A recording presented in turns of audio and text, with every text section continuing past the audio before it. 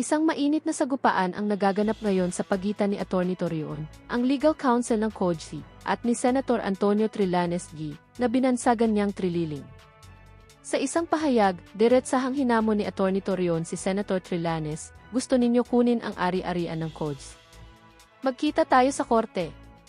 Ang matapang na hamon na ito ay nagmula sa mga espekulasyon na sinusubukan ni Senator Trillanes na kontrolin ang mga aset ng simbahan matapos bawiin ng gobyerno ang kanilang prangkisa. Ayon kay Atty. Torreon, hindi sila papayag na basta-basta lamang makuha ang mga pinaghirapang ari-arian ng COJC, lalo na at hindi naman umano patas ang naging proseso ng pagbawi ng prangkisa. Ang mainit na sagupaan na ito ay tiyak na magdadala ng matinding debate sa politika at relihiyon sa bansa. Ano kaya ang magiging tugon ni Senator Trillanes sa matapang na hamon ni Atty. Torreon?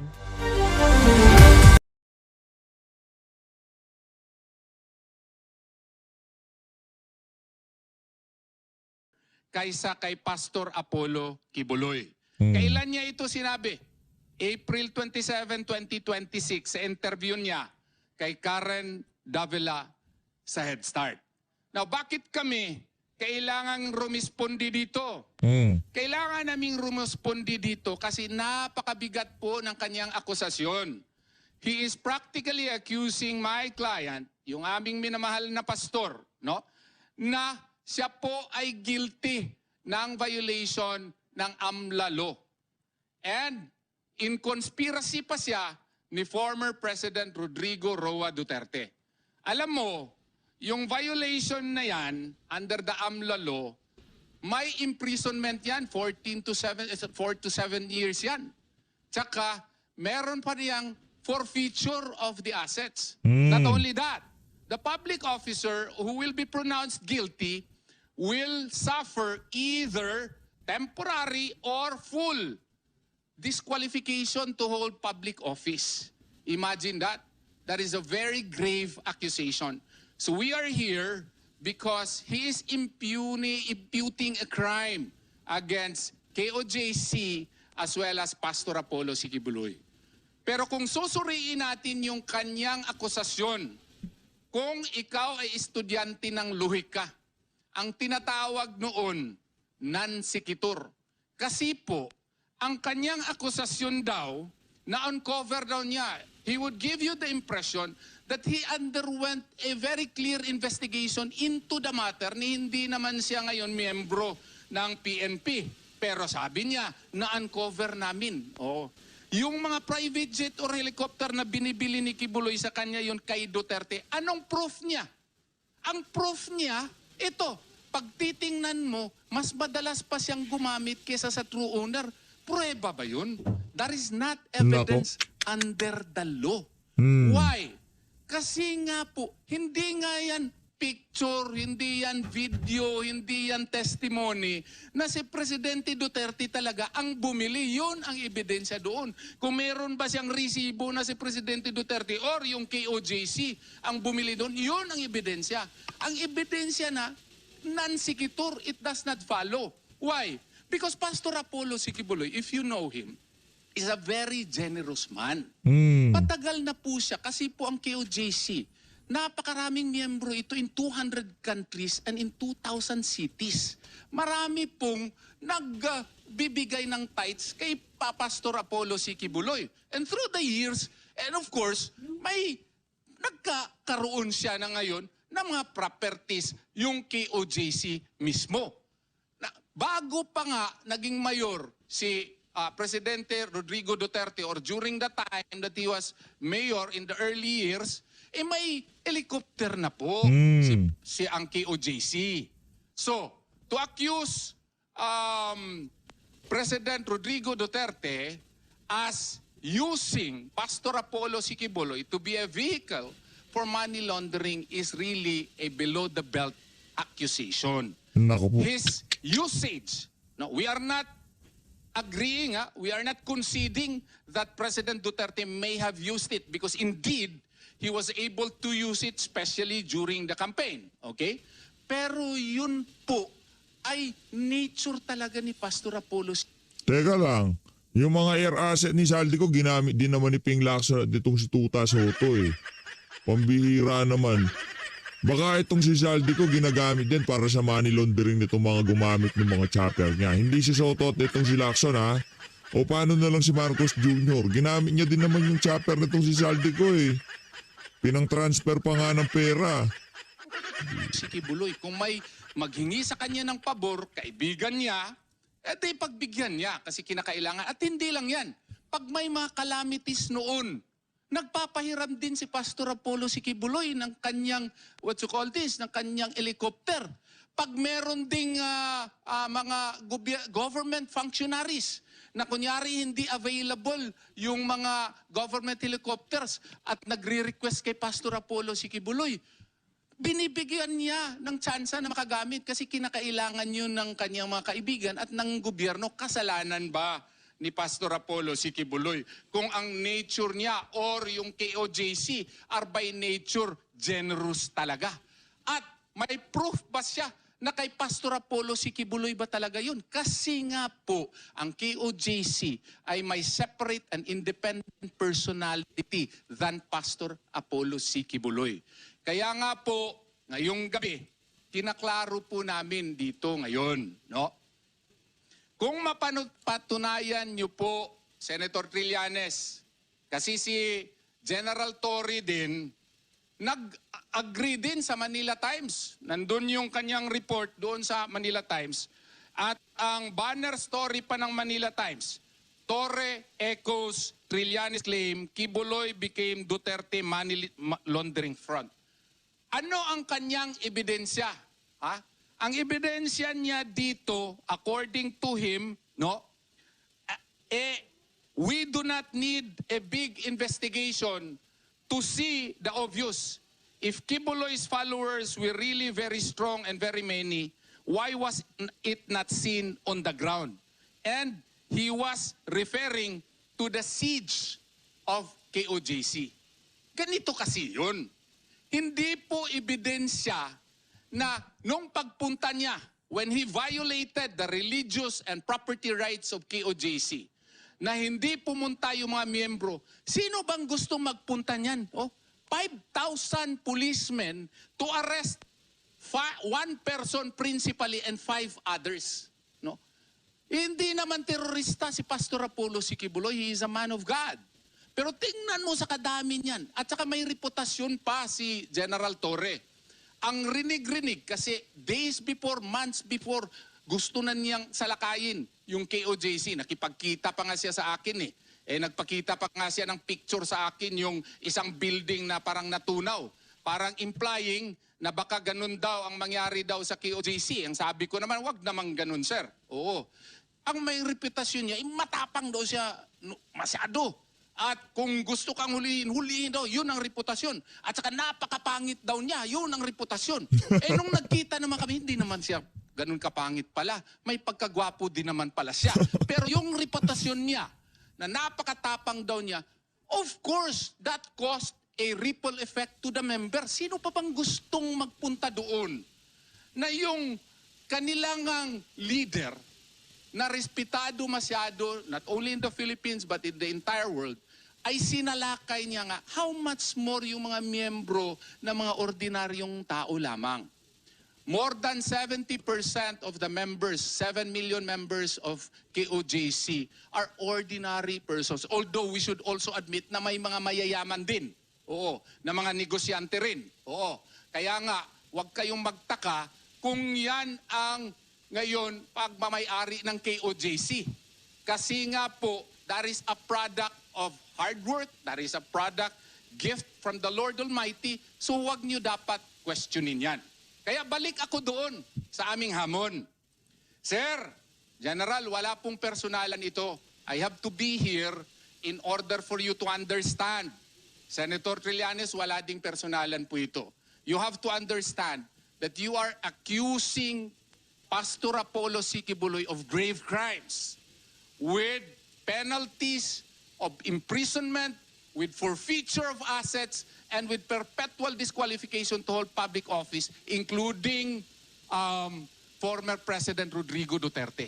Inakusahan mo rin ang KOJC of committing a crime, and why did KOJC allow that to happen? These are grave crimes. Kaya nga po, ang amin namang sagot sa inyo, patunayan ninyo, simple lang. Prove it with clear evidence now.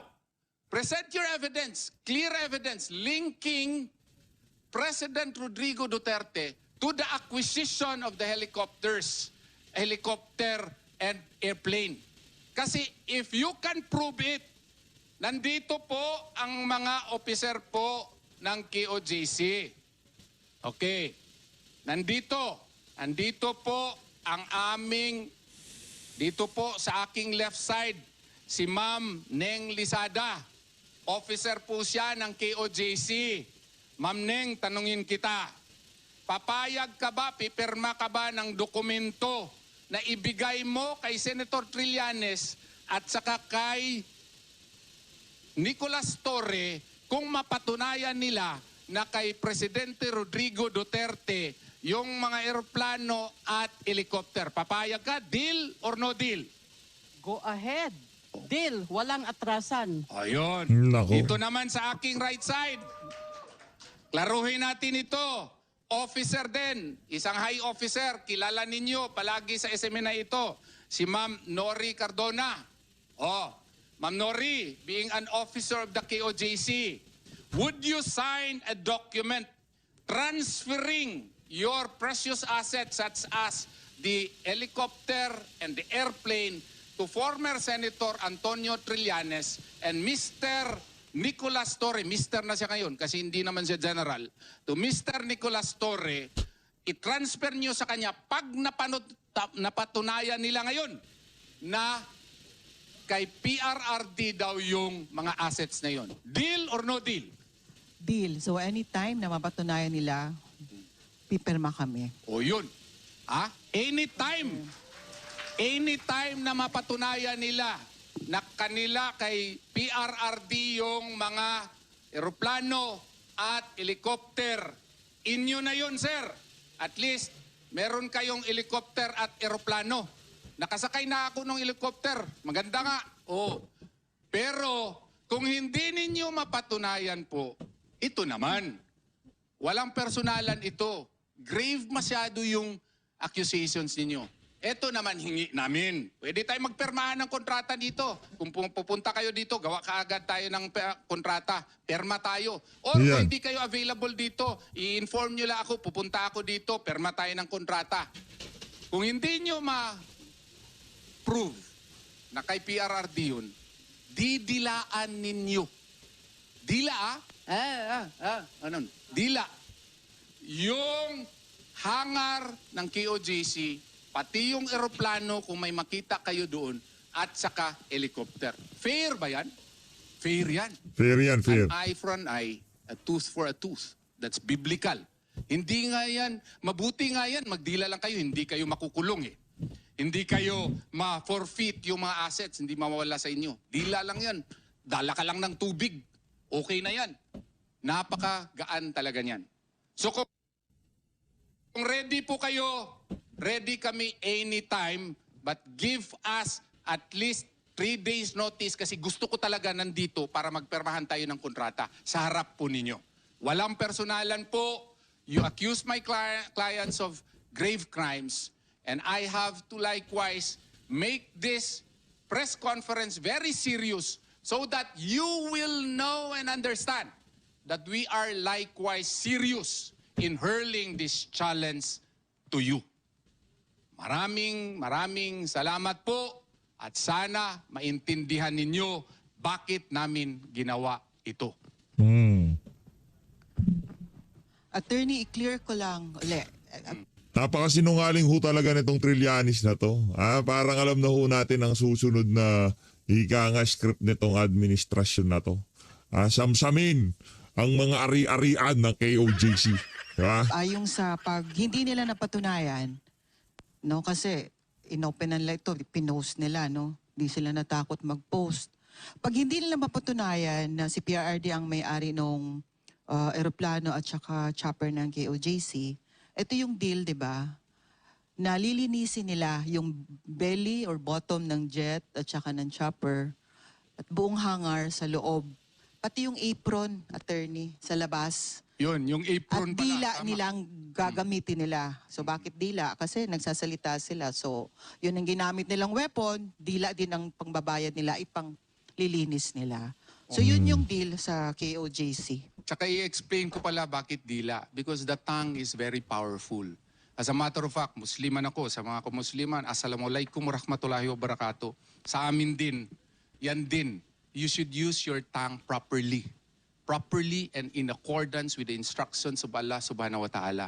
Before you use your tongue, be sure that you have the necessary evidence. Especially if you malign other persons. If you accuse other persons, kailangan meron kang ebidensya. Hindi yung ang proof mo. Kasi pag titingnan mo, mas madalas pa siyang gumamit kaysa sa true owner. Ebidensya ba yan? Si Pastor Apollo Sikibuloy is a very generous man. Kung mag-request nga siguro siya noon, kung nung mabait pa siya, baka pinagbigyan pa siya, pahiramin din siya. Yung mag-request din siya sa KOJC na pagamitin siya, posibleng-posible na meron nga ako mga kaibigan, di ko na lang i-name, na mga public officers, former public officers. Minsan hindi available yung kanilang chopper, government chopper. Yan. Alam mo naman, ilan lang yung mga, ilan lang yung mga government choppers. They call KOJC. And then, they inform Pastor Apollo Sikibuloy. And such is granted. Kasi, if that is granted, proof na ba yan na siya ang may-ari? Ako, kunyari lang, para maintindihan ng mga tao, meron akong property, farm, doon sa Davao del Sur. Farm is equivalent to a property also. Ang nandun palagi, yung aking kapatas, yung aking uncle. Siya ang nandoon palagi, siya ang gumagamit na aking farm. Pag mag-harvest siya, kung maawa siya sa akin, bigyan niya ako ng share. Kung hindi, kanya na yun. Ang ibig ba sabihin, siya na ang may-ari doon? Hindi naman. Ako pa rin ang may-ari noon. Kasi, nga po, siguro generous lang din ako, pinapabayaan ko lang siya kasi wala rin siyang ibang hanap buhay. So, yun po ang example doon. So, yung kanyang ebidensya, pag titingnan mo, mas madalas pa siyang gumamit kaysa sa true owner. Hindi po ebidensya yon, Senator Trillanes. Sana po, ma-prove mo yan, kasi kung ma-prove mo yan, iyon na yung aeroplano, iyon na yung helicopter. At saka si General Torre din, former General Torre, walang personalan ito, sir. Kung ma-prove mo rin, sir, na kanila yon, kay PRRD yon at hindi sa KOJC. Sa inyo na yan, sir. Pero kayo na lang dalawa sabot. Ano ba yan sa Tagalog? Mag-usap-usap kung kanino yung helicopter, kanino yung aeroplano. Huwag kayo mag-away. Kayo naman ang mag-agree niyan. Basta sa inyo na po yun. Okay? Deal or no deal? Eto mga kababayan, tuloy ho natin ang ating talakayan dito sa interview na to ni former Senate President Franklin Drilon. Kaugnay sa mga mangyayari sa Senado kung sakaling mapunta doon ang impeachment nitong si VP Sara. Bottom line ho dito, doon sa mga sinabi nitong si Atty. Torion, panibagong kalokohan na naman ho yun yung nitong si Trillanes at itong si Nicolas Torre. Wala naman hong naniniwala sa mga yan. Darating din hong panahon na babalikan ho ng sambay ng Pilipino yung dalawang mama na yan. Especially yan si Nicolas Torre. Kahit yan si Trililing, malaki ho talaga ang trust ng mga yan sa sambay ng Pilipino. Rekta ho tayo dito kay Ma'am Pinky Well. Senate President Franklin Drilon. Senator, good to see you again. You're looking well. Thank you for your time. Pinky, and thank you for having me tonight. Anytime, sir.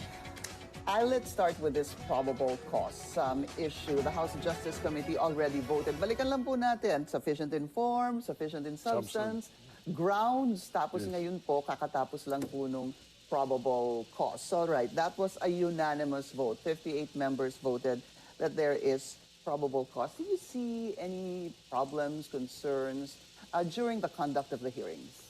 I didn't see any, and I can, from where I sit, the House Committee followed the Supreme Court decision to the letter. So maybe overdid it, but I can see that, and I have no doubt that they will elevate the case to the Senate. the impeachment complaint would be elevated. And probably that is the reason why Vice President Duterte did not submit any evidence, because she assessed that no matter what kind of evidence she will present, chances of it being elevated to the Senate is very large. And therefore, as a matter of strategy, they say, let's do it in the Senate, let's present our evidence there. In other words, it is easier to get 9 Senate votes to dissent rather than have a majority in the House of Representatives to dismiss. In other words, you're saying it's easier for her to win in the Senate than in the House. Yes, and the numbers are less complicated. You have only 24 republics to talk to, and if you have 9, that's it. Now, if you look at it, today you have 9 in the minority in the Senate, and you assume that these are Duterte votes. So if that 9 stick together and would cast a negative vote, you can never convict. Now, of course, also the fact is, Pia is part of the majority, but is the sister of Alan. And I do not know if they will vote separately, but you know, if Pia sides with Alan, there you are. You All have right. 10. But Senator, while we are looking at the Yan o mga kababayan, walang halong pambubola. Kahit ano pa hong gawin nila dyan sa impeachment na yan, kahit ano pang mga kalokohan. Kasi yung mga senador, kung ika nga hindi pa nag-uumpisa yung impeachment na yan, alam na ho nila na puro kalokohan yung mga aligasyon, akusasyon dito kay VP Sara diyan sa House of Representatives. Wag na ho sila magtangka na bitbitin pa sa Senado yung impeachment na yan dahil mapapahiya lamang ho sila din. Sigurado the yan. numbers right now that there's 9 in the minority and thinking that they will vote against the impeachment, Against conviction. against conviction. Of course, we're getting ahead of ourselves now, Yes. bringing this to the Senate. Do you think that there could be possible pieces of evidence that might change the minds or force them to actually vote the opposite? You can never tell. Remember that I was a senator judge in 2 impeachment trials. And until the bank statements and records were revealed in both the trials of President Estrada and Chief Justice Corona, the general view was that they will be acquitted. Yeah. But the bank records changed the picture.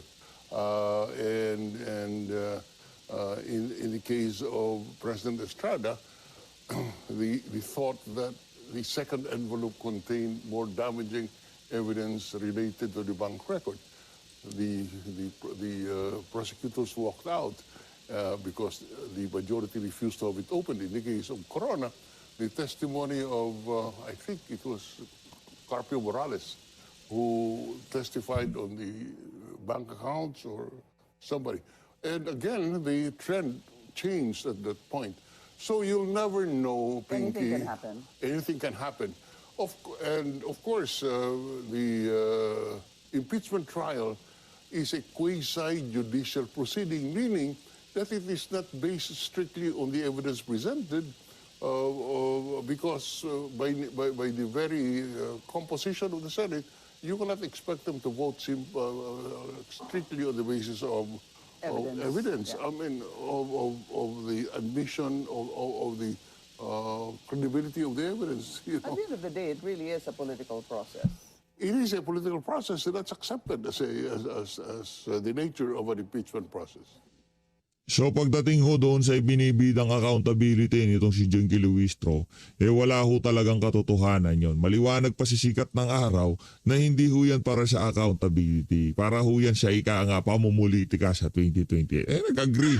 Veterano, mahusay na senador, mahusay na abogado, Franklin Drilon. When we're talking about bank records or bank accounts at that, I want to go back to what happened during the House Justice Committee hearing. let's talk about AMLAC. Was the House Justice Committee well within their rights to subpoena these transactions, rather? Transactions, suspicious and covered transactions of the Vice President. Well, the bank secrecy law specifically provides in Section 3 that the bank records are confidential and may not be made public except one in cases of impeachment.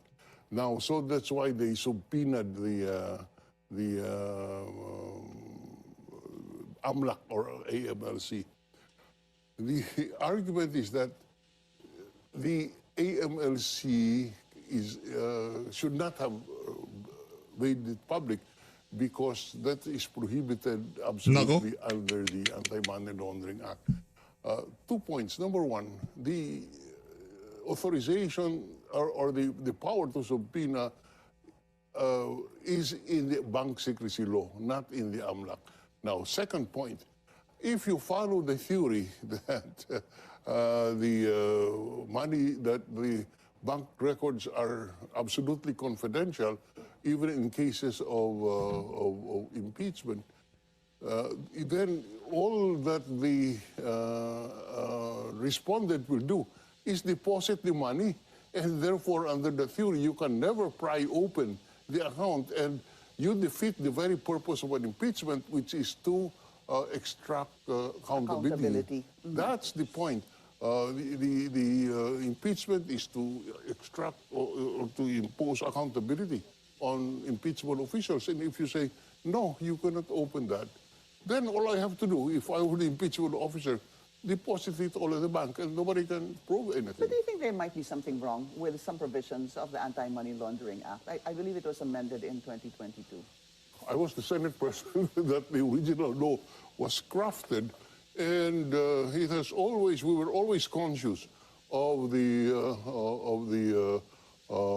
bank secrecy law, which was already existing at the time that we passed the Anti-Money Laundering Act. Let's put that up on the screen because this is something we've been talking about over and over again. And I actually had the spokesperson of Attorney Mans Carpio here last night. So nakasulat po kasi sa AMLA as amended in 2021, Information Security and Confidentiality. The AMLAC, this is what they're using, and its secretariat shall securely protect information received or processed and shall not reveal in any manner any information known to them by reason of their office. This prohibition shall apply even after their separation from AMLAC. So the simple explanation would be, hindi kayo pwede mag-reveal in any manner or in any information. And yet, you have the bank secrecy law that actually says deposits. But here's where I wanted to ask you to follow up. Deposits are considered confidential except upon written permission from the depositor, pag pumayag po si depositor, or in cases of impeachment. That's Senator. right. Ito po yung That's sinabi right. niya. So, I was asking yesterday, this particular provisions in the law, nagbabangga ho ba sila? Are they conflicting? First, they are not conflicting, but even beyond that, I'm even assuming, and I'll explain later on, it is not conflicting, but even if it's conflicting, you know, if you look at the principle is a repeal by an implied repeal is not favored in you interpret statutes. Meaning, you know, the argument is that it is an implied repeal because the AMLAC did not provide for any exception. Now, the second point is the AMLC and the impeachment trial is to exact accountability. Yeah. You will defeat the whole purpose if you say that it cannot be Bawal. In any manner or any yes, information. and also it says shall not reveal. In other words, it Shall not reveal. shall not reveal. Meaning that you cannot voluntarily go To anybody and just reveal it. to Billionario and but say, Senator, did it mean that it requires a court order? Because if you're saying that... yes, it requires an order from the impeachment court. Did it say court order? Because that could be a technicality there, Right. because they can say this hearing is not a court. It is not. When it gets to the Senate, it becomes an impeachment court. That's right. So baka meron pong technicality dyan.